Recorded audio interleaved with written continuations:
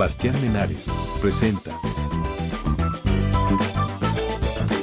Sebastián y Carp.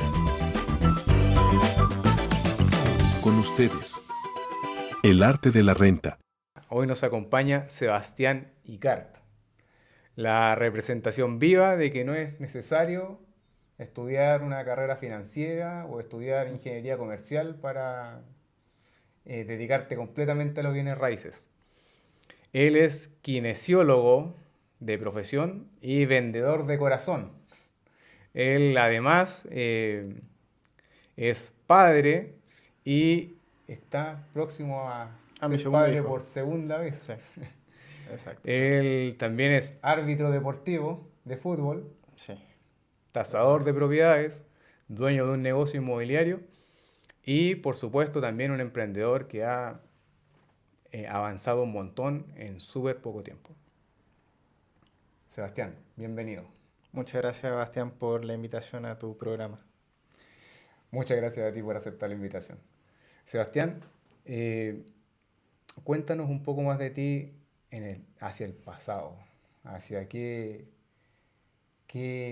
era Sebastián antes de ser este dueño de negocio, antes de ser emprendedor. ¿Cómo fue esa transición y a qué te dedicas realmente hoy? Perfecto. Sí, efectivamente, como bien dice, yo de profesión soy kinesiólogo. De hecho, ahí nos conocimos en el hospital, en el Instituto de Neurocirugía, más específico en el área de cuidado intensivo. Y yo creo que gran parte me marcó la experiencia de trabajar en el hospital con pacientes graves, ¿no es cierto? Que muchas veces compartíamos esos pacientes cuando bajábamos a radio, yo tenía que acompañar, ¿no es cierto? Y ahí tú nos estabas esperando para los TAC, para la resonancia. Claro. Los pacientes intubados. Exacto, cuando están lábiles hemodinámicamente. Entonces, ahí uno se va dando cuenta que uno la vida no la tiene por siempre. Uno piensa que va a ir hasta viejito, a los 80 años, 70 años, va a morir de viejito, pero muchos pacientes Hasta que ves un paciente de llegan 20. jóvenes. Exacto. Entonces, ahí es cuando uno se da cuenta que la verdadera riqueza a veces es el tiempo. No es ganar tanto dinero, si de ahí no lo vamos a poder no tenemos tiempo para gastarlo, imagínate. Entonces, a mí me encantaba la profesión, lo que yo hacía como kinesiólogo en la unidad de cuidado intensivo, pero no me gustaba el no depender de mi tiempo.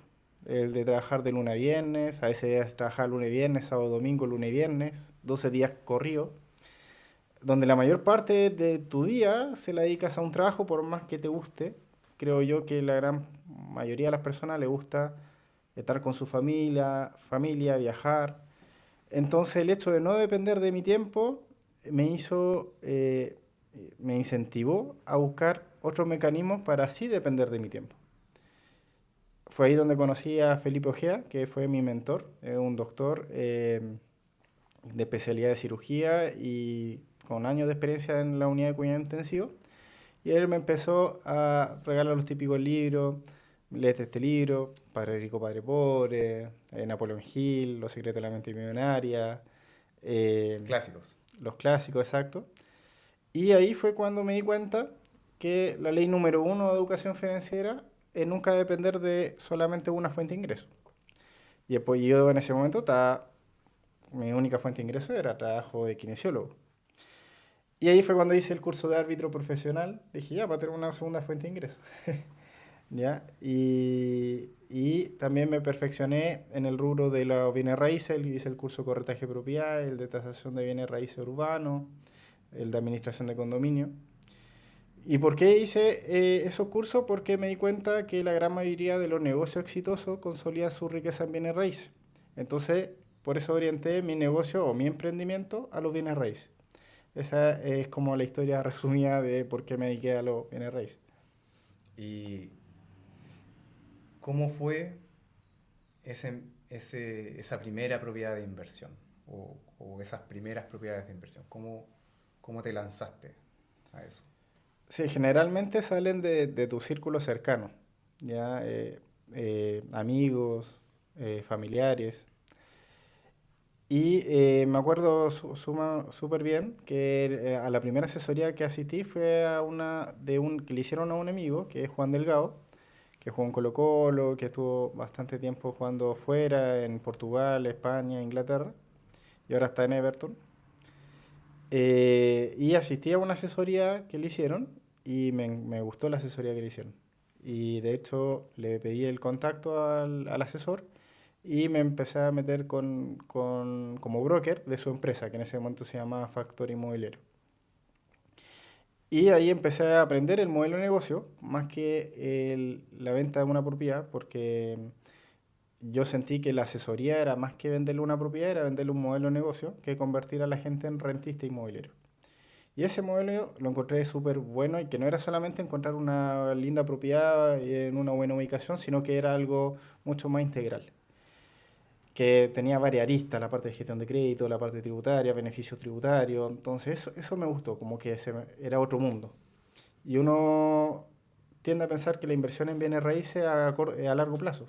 Y ahí él nos mostró con el modelo que efectivamente se puede hacer algo a corto plazo o mediano plazo, dependiendo de la necesidad del cliente. ¿Qué es corto plazo? Corto plazo, por ejemplo, comprar una propiedad con una buena valorización en el proceso de construcción, en un proyecto que se construye a 2 años, esperar 1 año para no caer en la habitualidad y vender al año 3. Ya. Y te ganas la valorización del proceso de construcción, una pequeña plusvalía de 1 año y la vendes al año de haberla realmente comprado o de haberla escriturado. Y sin caer en la habitualidad que es antes del año, para que no te coma, ¿no es cierto?, el beneficio de la 8.000 UF libre de impuestos. Eso me abrió una amplia gama de herramientas para poder vender. Yo creo que lo primero que uno tiene que invertir cuando quiere emprender es en el conocimiento, en su cabeza, ¿no es cierto?, en la capacitación. Porque si no, empiezo a vender algo que no conozco, ni que tengo la herramienta para ofrecer, ni para asesorar. Entonces, por eso hice los cursos que te dije inicialmente, para meterme con contenido y posteriormente ofrecerle a mi círculo cercano, ya así a amigos más cercanos, y de ahí los mismos amigos que compraban, de ahí me referían y así empezaste trabajando para este broker. Exacto. Trabajé en Factor Inmobiliario, de ahí fui a capitalizarme, de hecho fui una de las primeras empresas asociadas de capitalizarme con Colbach Propiedad en ese momento. Y de ahí estuve en Royal, más otra empresa hasta que creé mi emprendimiento. Hasta hacer tú mismo tu propio broker y tu propia inmobiliaria. Exacto. Y ahora actualmente trabajas como broker e inmobiliaria. Exacto. Es decir, mi objetivo inicial siempre fue desarrollar, de levantar algo propio. Ahora estoy en un proyecto, si bien no me metí en ese proyecto desde un inicio como para levantarlo, me metí al final ya cuando estaba en entrega inmediata. ¿Ya? Y estoy a cargo de toda la parte comercial de esa inmobiliaria. Era una inmobiliaria que estaba con problemas, igual que cualquiera, ¿ya? De ventas, de velocidad de venta. Estaba con problemas con el banco Alzante, que es el banco que financia el proyecto. Y gracias a Dios ya estamos cerrando el proyecto en 1 año. En 1 año ya vendimos las unidades que eran necesarias para sacar al banco Alzante y ahora es toda la utilidad para los socios. Genial. Sí. Genial. Oye, y entrando como al grueso de lo inmobiliario, hablaste acerca de que a la inmobiliaria le costaba vender. Hoy en día la oferta es alta. Hay hartas propiedades disponibles para elegir. Con toda esta oferta disponible, ¿cómo puede alguien saber qué es lo que vale la pena y qué es lo que no vale la pena con toda esta oferta? Porque también ahora también hay hartos brokers y todos dicen que son los mejores. Entonces, ¿cómo esa persona se da cuenta de que el proyecto que le están ofreciendo es bueno? Bueno, hay una frase que bueno, es de la Biblia, pero que se aplica a todo, que es, por tus frutos te conocerán. En parte es por los clientes que asesoraste, qué tal les funcionó, ves la experiencia, o los resultados que tuvieron esos clientes con ese proyecto que te están vendiendo para ahí decir con fundamento, oye, sí vale la pena. A mí, las primeras unidades del proyecto que estoy vendiendo como inmobiliaria, que se llama Espacio Huérfano, la primera me costó vender porque no tenía ese respaldo de mostrarle el flujo y la demanda de arriendo, principalmente por renta corta o renta vacacional, que tenían esos departamentos. Pero cuando ya la tuve, no solamente le mostraba las condiciones comerciales, sino también le mostraba los resultados a los clientes que yo tenía en la administración. Entonces ahí le mostraba con evidencia, porque muchas veces siempre hay que dudar de las palabras, ¿no es cierto? Es importante que cuando existe plata de por medio, no existe la buena fe, porque son negocios. Entonces siempre es bueno alguien que te muestra objetivo y resultado. Y cuando yo los tuve, la velocidad de venta aumentó considerablemente porque ya tenía ese miedo que normalmente un inversionista tiene, qué pasa si no se arriendan o cuánto están generando de renta esas unidades. Y cuando ya tenía esa información, se la entregaba y era un argumento muy potente de venta. Entonces es importante eso, cuando ver la oferta, obviamente enfocarse en la ubicación, en la demanda.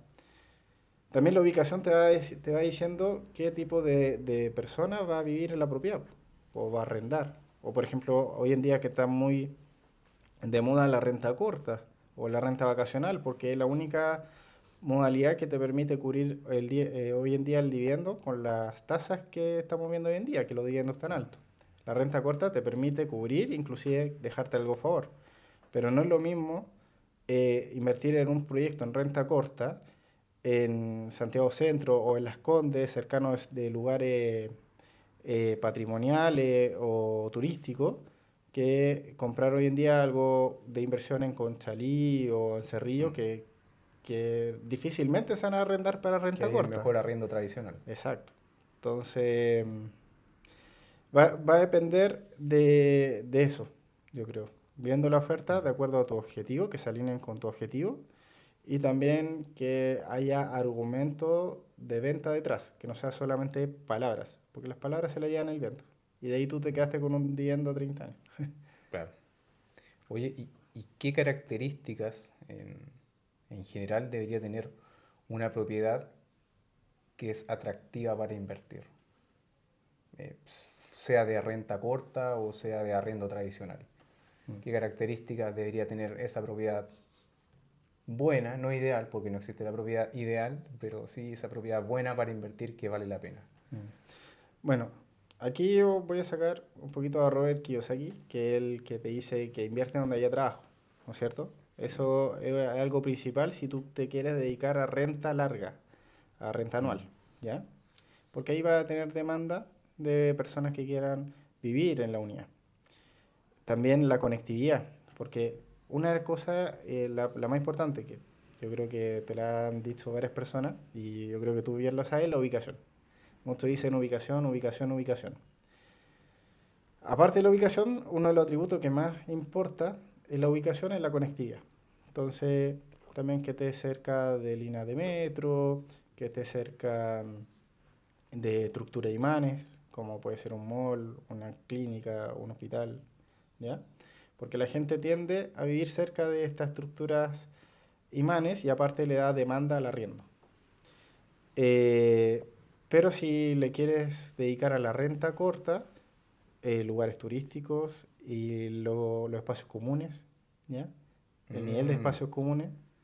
También encontrar un buen host, ¿no es cierto? Alguien que te administre bien la propiedad, porque créeme que es un trabajo mucho más grande administrar una propiedad por renta corta que por renta larga. Y las calificaciones y los comentarios afectan la demanda que va a tener. Entonces encontrar un buen host y Es una administración completamente distinta. totalmente distinta. Y es 24/7, ¿ya? Porque Bueno, y eso también implica que la comisión es distinta. sí, pues una comisión más alta, es decir, una comisión de renta anual oscila entre el 7 al 12%, una de renta corta estamos hablando entre un 15 a un 25%. ¿Ya? Y lo último también es verificar cuántos ascensores hay por piso, hacer ese trabajo Mm. que también es importante. Hay muchos departamentos de inversión que UF metro cuadrado son bajas, pero hay que también analizar por qué son bajas. ¿En qué se está ahorrando la inmobiliaria? En terminaciones, en esta implementación. Por eso también es importante asesorarse. Exacto. Es importante asesorarse, pero ese no siempre depender del broker, ¿ya? Porque como bien te dije, hoy en día hay hay una problemática en el mundo del broker, ¿ya? ¿Qué problemática? Eh, Más que nada una problemática con el conflicto de interés. Ya, si bien yo trabajé en bastantes empresas antes de montar mi empresa inmobiliaria, hoy en día como la inmobiliaria están teniendo problemas de venta, están entregando muy buenas comisiones a la empresa de broker y por consiguiente al broker.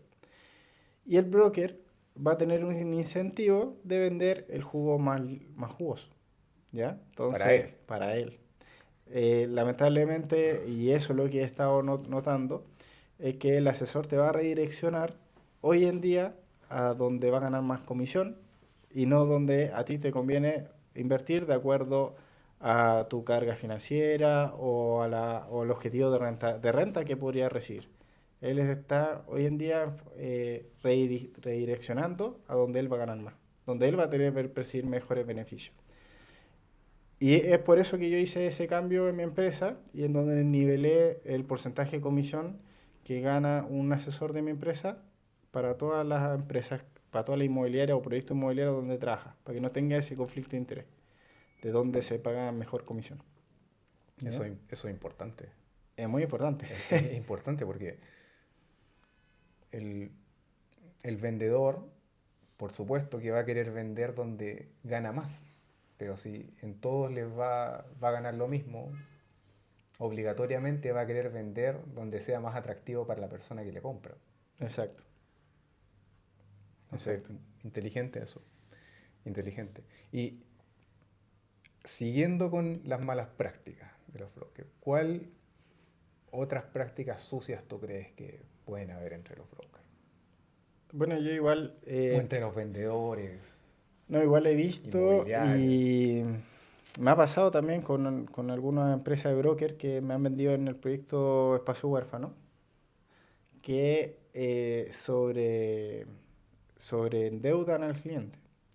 Es decir, le sacan la mayor porcentaje de departamentos en distintos bancos independiente de su renta, ¿ya? Entonces, eso también es algo que le puede jugar en favor al cliente porque no siempre van a tener sus departamentos arrendados, todos. Entonces, si hay alguno que no está arrendado, es importante entender que el inversionista tiene que meterse la mano al bolsillo para cubrir ese dividendo y no lo va a hacer el asesor que le vendió. Aquí Lo más probable. eso no te lo cuentan. No. Dicen que te Le- venden un departamento que se paga solo y No, y que básicamente que nunca tiene vacancia, que entonces lamentablemente el asesor por sacar la mayor cantidad de comisión, no solamente lo truja al proyecto donde gana más, sino también le saca la mayor cantidad de unidades posible. Independiente que quizás ese cliente de ahí no pueda sustentar esos dividendos en caso de que tenga, por ejemplo, dos departamentos ocupados. ¿Me entiendes? Entonces le cuentan las cosas buenas, pero no les cuentan los riesgos que hay asociados a la inversión inmobiliaria. Esa es otra mala eso práctica es, que he visto bastante. no, bueno, bastante oscura la práctica.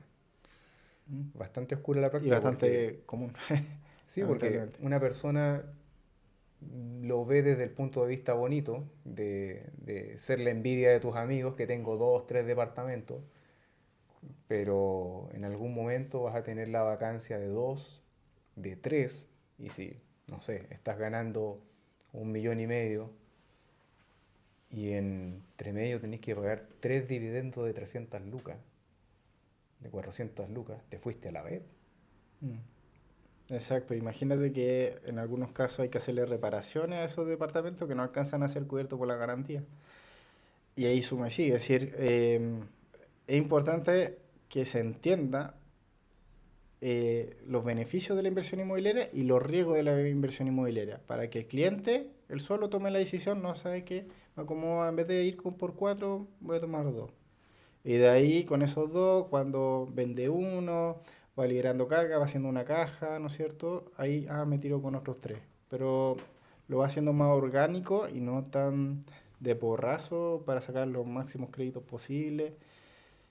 A menos que el cliente sepa bien los beneficios y los riesgos y él solito tome la decisión y él asuma el riesgo. Pero muchas veces los asesores no le muestran 100% los riesgos asociados, porque obviamente quizás si se lo mostrasen, en vez de ir por 4 o 5 unidades, quizás hubieran comprado 2, afectándole su comisión.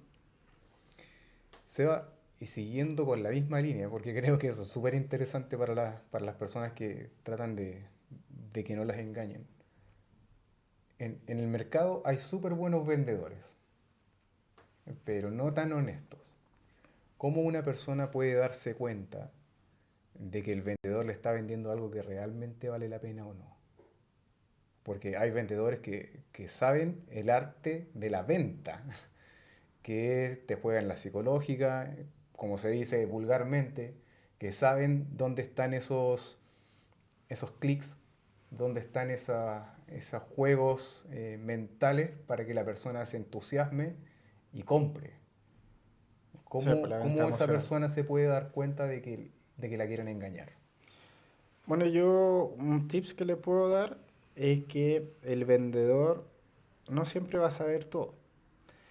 Y muchas veces, si uno le pregunta cosas más específicas, tarde o temprano va a tener que decir, ¿sabes qué? Esto no lo manejo también, pero dame un momento, mañana te doy la respuesta, lo averiguo y mañana te doy la respuesta.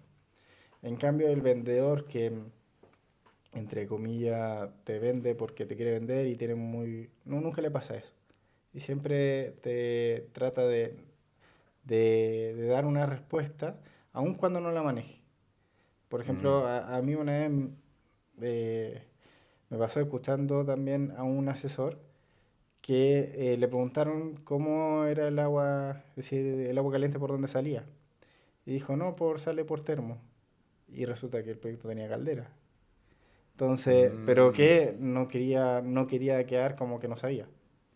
Entonces, el mal vendedor siempre te va a querer, que se la sabe toda. se la sabe toda y nunca va a decir, ¿sabes qué? Esto no lo manejo, pero dame un momento, yo mañana consulto y te doy la respuesta. ¿Ya? Porque en uno estamos viendo honestidad e integridad y en la otra es como un tema de inseguridad, te están mintiendo. Entonces, al mentirte no va a querer quedar como que algo no sabe. Ese es como un tips que podría dar para reconocer a un mal asesor, a alguien que te quiere vender por vender. Y Seba, hoy hay incertidumbre en el mercado, nadie sabe a dónde va. Incluso algunas personas piensan que no es un buen momento para invertir, porque las tasas están altas, porque los precios están caros. ¿Es buen momento para comprar o no? Siempre va a ser buen momento para comprar una propiedad. Y a los clientes que nos llegan y nos dicen, no, es que las tasas están muy altas, voy a esperar. Yo le digo, no tienes que esperar porque de ahí más adelante tú tienes la opción del refinanciamiento. Compra hoy en día con la tasa alta, pero de ahí cuando las tasas vuelvan a bajar, que la economía es cíclica, ahí refinancia, ¿ya? Pero si tú esperas que las tasas bajen para recién comprar, vaya a comprar una propiedad que va a estar 1000 UF más cara porque las propiedades van a ir subiendo. Mm, Sí, la tasa quizá va a bajar, pero vaya a comprar una propiedad no sé cuántas UF más alta, porque el mismo terreno te está tirando el alza. Hoy en día hay buena oferta porque hay harta oferta y baja demanda, pero cuando se regule la oferta, que se va a regular un tiempo más, van a seguir subiendo los precios. El mismo terreno te va a tirar al alza, ¿ya? Porque el terreno, por ejemplo, acá en Santiago es escaso. También los materiales de construcción están más bajos o más... Es decir, proyectando al futuro, ¿qué crees tú? ¿Va a estar más bajo los materiales de construcción o más alto? más alto seguramente, La mano de obra, ¿cómo va a más estar? alta. Tenemos esos tres factores, Mm. terreno, mano de obra y materiales al alza. ¿Por qué las propiedades van a bajar? Si una inmobiliaria ve que no le sale rentable, no construye y limita la oferta. Y por otro lado, si quiere construir, va a construir, pero va a construir más caro. Entonces, sí o sí, las propiedades van a tender al alza, a menos que haya una crisis económica grande, considerable. ¿Ya? Creo que el único escenario, como se vio en Venezuela, que las propiedades bajen notoriamente, por ejemplo. Pero si no es ese escenario, siempre va a ser el mejor negocio comprar hoy y el mejor fue ayer. ¿Entiendes? Las propiedades se comportan así. Seba, tú, además de tener propiedades en Chile para vender, también también estás invirtiendo y ofreces propiedades en Estados Unidos. ¿Por qué Exacto. estás viendo Estados Unidos además de Chile? Sí, bueno, es importante enfocarse en los mercados, ¿no es cierto? En épocas de crisis como la que estamos viendo hoy en día, se tiende uno a refugiar en mercados más estables, más sólidos. No estoy diciendo que esos mercados sean infranqueables, ¿no es cierto? Igual pueden tener problemas. Pero el hecho de que estén en un mercado más sólido, y aparte con una moneda más fuerte, como en este caso el dólar, le da una mayor seguridad a la inversión. Por otro lado, acá en Chile generalmente invierten los chilenos. Yo tengo dos clientes en Espacio Huérfano, uno es un colombiano y el otro es un ruso que invirtieron desde fuera. Pero fueron dos clientes de más de 100.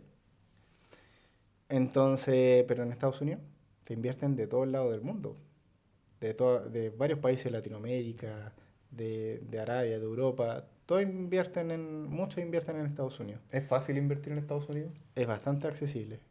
Para un extranjero te dan inclusive hasta el 70% de financiamiento. Y acá en Chile no te dan financiamiento por un extranjero, a menos que tenga la definitiva. Entonces, el acceso al crédito es mejor. ¿Ya? Las tasas están por ahí, pero también la plusvalía, al ser un mercado más caliente, se dice, que tiene mayor demanda, es más alta que la chilena hoy en día. Obviamente, siempre va a enfocarse en estados, en ciudades. Los impuestos también son favorables. Tenemos ahora un convenio de doble tributación con Estados Unidos, en donde si yo genero ingresos en Estados Unidos, pero mi residencia fiscal está en Chile, no pago impuestos en Estados Unidos. Entonces, hay cosas que favorecen la inversión hoy en día en Estados Unidos. Yo aperturé mi empresa allá, me constituí, tengo mi cuenta bancaria personal como empresa en el Banco City. Entonces, ¿Es fácil aperturar una cuenta ya? es bastante accesible. Exacto. Y nosotros también ayudamos en todo ese proceso. ¿Y por qué estoy enfocando eso? Porque en un par de años, en 3, 4 años más, cuando las inmobiliarias ya no están levantando más edificios, sino que se están vendiendo se está entregando ya lo que está y se están construyendo los proyectos que tenían el permiso de edificación. Pero cuando pase eso, vamos a tener una escasez de stock. Por eso orienté todo o haría esa unidad de negocio en Estados Unidos. Diversificando también. Exacto. Y mi idea es irme allá en un par de años, si el próximo Perfecto. año, todo va a depender de la visa. Perfecto. Oye, y desde el lado del emprendedor, desde el lado del emprendimiento, ¿qué fue lo que realmente te gatilló querer salir del hospital y dedicarte a tu propio negocio? Mm. Bueno, yo siempre recuerdo esta imagen en el hospital, un día sábado, domingo trabajando, soleado, de verano, primavera, ahí lavándome las manos, ¿cierto? Con Con clorexidina. clorexidina, viendo el día lindo, y no poder depender de mi tiempo. Para mí eso fue crucial, ¿ya? Para el incentivo para emprender, el no depender de mi tiempo. O trabajar un año y tener 15 días de vacaciones, Mm. ¿ya? Entonces, eso a mí me chocaba bastante. También hubo un paciente que me marcó bastante en su momento, un paciente venezolano que trabaja en Bellavista y que en bicicleta, después de su jornada laboral en la madrugada, bajando por la Alameda, por la ciclovía, a la altura de Estación Central, lo chocó un auto y se pegó con el cuello en la cuneta y quedó con una lesión medular C5, C6 alta y tetrapléjico, ¿no es cierto? Entonces, es importante, efectivamente, la vida no la tenemos para nada asegurada. Entonces hay que hacer que como que valga, como que tú veas para atrás y digas, oye, qué emocionante mi vida, y por lo menos lo hice, lo intenté. No, que no quede esa sensación de que, hoy que hubiera sido si me hubiera atrevido. No, hay que romper ese miedo y salir de tu zona de confort y siempre estar en un lugar donde no siempre estés 100% cómodo porque es donde va a estar creciendo. Mm. Y para lograr todo esto que has logrado ahora, ¿qué hábitos te ayudaron a lograrlo? Mm. Bueno, yo me he leído los hábitos atómicos, me he leído, a ver, ¿cuál? El club de los del Entonces, 5 AM. primer hábito, leer. Es decir, el primer hábito leer, efectivamente. Pero yo no soy para nada alguien que se levante temprano, por ejemplo.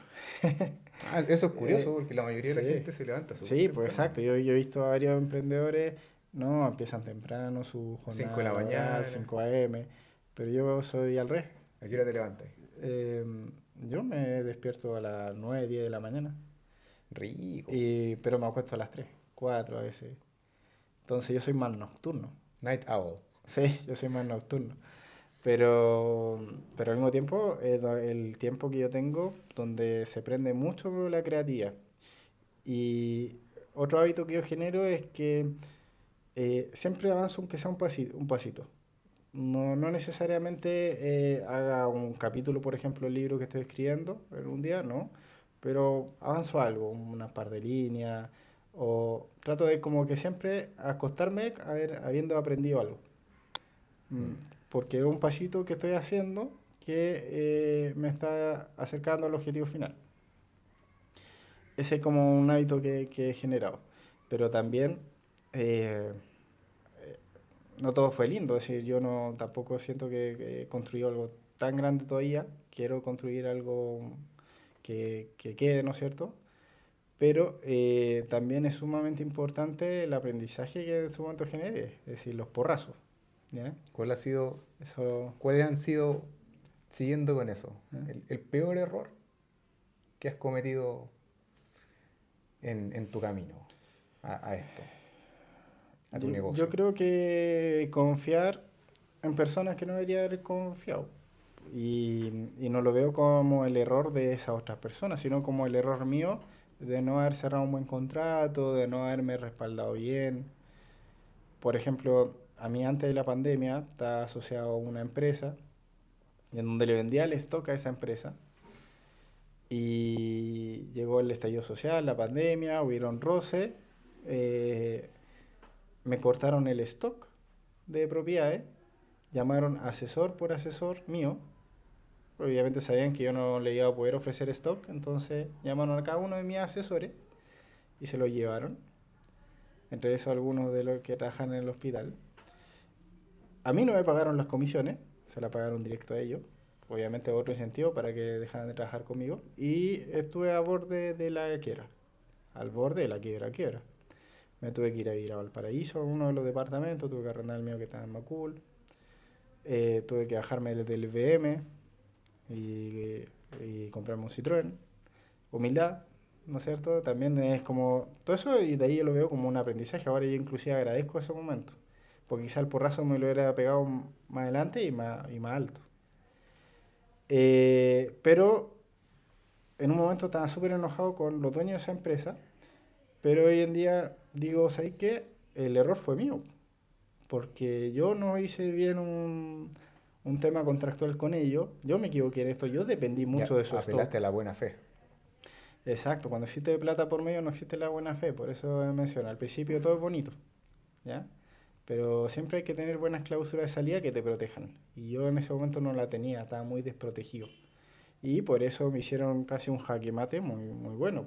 Es decir, cortándome el stock, quitándome los asesores y mi fuerza comercial y no pagándome las comisiones, fue un tema complejo. ¿Qué me sostuvo ahí? Una unidad de negocio que yo fortalecí y que ahora tengo mucho más robusta, que es la parte de arriendo administración. ¿me entiendes? El flujo de arriendo de administración, que si era mucho menor al ingreso que yo generaba por venta, me sostuvo en los costos fijos durante ese periodo al Pero no... porque era un flujo continuo. Exacto, exacto. Siempre yo creo que enfocarse también en lo... Es más importante enfocarse en el flujo que en la ganancia de capital, creo yo. No enfocarse, hay muchas empresas, por ejemplo, no sé si viste la serie de WeCrash, la de WeWork, ¿Ya? ya que Ok. son empresas que se enfocan en el crecimiento, pero no así en el flujo, en la utilidad. Es sumamente importante el flujo, ¿ya? Porque te da cierta estabilidad y todo lo demás puede ser ganancia, porque la ganancia de capital o la venta a veces no siempre cumple los plazos. Las inmobiliarias no siempre pagan a tiempo, algunas se retrasan. Mm. Y así varios temas que uno tiende a pensar que en el rubro inmobiliario no pasan, pero pasan, ¿ya? La inmobiliaria sí hoy en día quiebran, sí producen esos problemas hacia abajo, constructoras. Pero es importante el fracaso porque te da esa piel de cocodrilo o esa piel gruesa que hace que cuando lleguen los momentos malos no te estreses tanto, Sepas cómo no salir. exageres. ¿Ah? Sepas cómo salir. Sí, es como cuando entra una infección y no te produzca un SIRS, ¿no es cierto? Mm. Hablando en tema médico, que tu cuerpo no sobreexagere ese agente, porque el fracaso es parte del crecimiento. Entonces, a mí me tocó fracasar en ese ámbito, aprendí la lección y de ahí hacia adelante, aparte de la pandemia. Aparte de la pandemia, estallido social, entonces ya me siento que tengo una piel suficientemente gruesa para decir o para no temer a una siguiente crisis, que es lo más probable que ocurra, ¿ya? Y es sumamente importante porque los emprendedores que no sufren estos procesos de quiebra o procesos de mala racha son los que al final se terminan, por ejemplo, suicidando cuando quiebra su negocio, como pasó en la crisis del 29 y otras Mm. crisis. Y para no llegar a algo tan drástico, creo que es importante generar el aprendizaje en los momentos malos. Sí. También lo creo. También lo creo. Es necesario tener un par de cicatrices. Exacto, es Oye, necesario. y hacia el futuro. ¿Cuáles son tus planes hacia el futuro? Mm, bueno, ya tener como la empresa más automatizada. En algún momento me gustaría dejar la empresa andando con un gerente, con un CEO, tomarme un par de años. Me gustaría quizá tener algunos proyectos más relacionados con hobby mío, ya sea viaje, deportes o la música, el fútbol, o algún proyecto que me apasione relacionado ya a otra área. Y, pero ya dejando una marca que se alinea muy bien a lo que soy y a lo que quiero que entregue a los clientes, como algo ya automatizado, ¿no es cierto? En el cuadrante uno dice, hay que Mm. pasar del cuadrante izquierdo al derecho, a empresario y a inversionista, pero una empresa que ya se maneje sola, Mm. 100%. Qué buen plan. Qué buen plan. Oye, y para ir finalizando, ¿qué le dirías a esa persona, a ese novato que quiere aprender a invertir, pero no sabe nada? Esa persona que quiere invertir, que sabe que le va a hacer bien, pero no sabe cómo, no sabe dónde Mm. estudiar, no sabe a quién recurrir. ¿Qué le dirías a esa persona? Que siga el arte de la renta, que se Claro. suscriba, que aprenda, ¿no es cierto?, acá los tips que se están dando. Lo principal de cualquier novato que quiera es eh, invertir acá, po, ya en la cabeza, en conocimiento, es sumamente importante antes de empezar a invertir en cualquier rubro, inclusive en el inmobiliario, obviamente, pero adquirir ese conocimiento para, para aprender quizá de los errores de otras personas, de la experiencia de otras personas, para tener una inversión un poco más segura, no exenta de riesgo, pero más segura. ¿qué libro recomendarías? A mí me gusta bastante Los secretos de la mente millonaria. Generalmente es el libro que entrego inicialmente, porque más que aprender cosas nuevas, inicialmente hay que desaprender cosas que tenemos establecidas en nuestro subconsciente. Entonces hay que a nosotros nos gusta bastante la neurofisiología. Sí. Y es importante desaprender para volver a llenar ese vaso de conocimientos buenos. Y fue también lo que yo lo viví, y yo creo que toda persona tiene que desaprender algunas cosas antes de aprender cosas nuevas. Y cómo hacer ese cambio de switch, modificar el termostato, porque si no la plata va a llegar y va a ser salir. Primero hay que convertirse en esa persona merecedora de manejar esos nuevos ingresos. Entonces tienes que obligatoriamente cambiar. Sí. Pasa del ser de un cambio interior para que se refleje en el exterior. Hasta lo mismo, esto un libro holístico te lo menciono. Y ahí como que todo está unido. Efectivamente. Y si alguien quisiera ponerse en contacto contigo, con tu empresa o directamente contigo, ¿cómo lo hace? A través de redes sociales o a través de, ¿no es cierto?, de la renta, del arte de la renta, a través de ti, Bastián, ¿no es cierto? Y a través de nuestras redes sociales, Prosperity Latam o prosperitygroup.cl, nuestro proyecto de espacio-huérfanos, nuestra página web es www.prosperitylatam.com. Ahí va a estar toda la información para ponerse en contacto con mi empresa y a través de mi empresa, a través mío. Seba, muchas gracias por aceptar la invitación. Estoy seguro que a mucha gente le va a servir, y yo también estoy contento porque siento que fue una conversación genuina y que hablamos de las cosas que no son tan bonitas, y eso enriquece mucho también. Muchas gracias, Bastián, por la invitación. Gracias a ti por aceptarla. Bueno, y si tú que estás viendo este podcast o escuchándolo, te gustaría ser parte, te gustaría compartir tu experiencia, compartir lo que has hecho bien, lo que has hecho mal, ponte en contacto con nosotros y nosotros vamos a estar felices de recibirte como invitado. O, si es que quieres, también puedes dejar en los comentarios a quién te gustaría que invitáramos y qué le preguntarías. Bueno, un abrazo y nos vemos en el próximo episodio.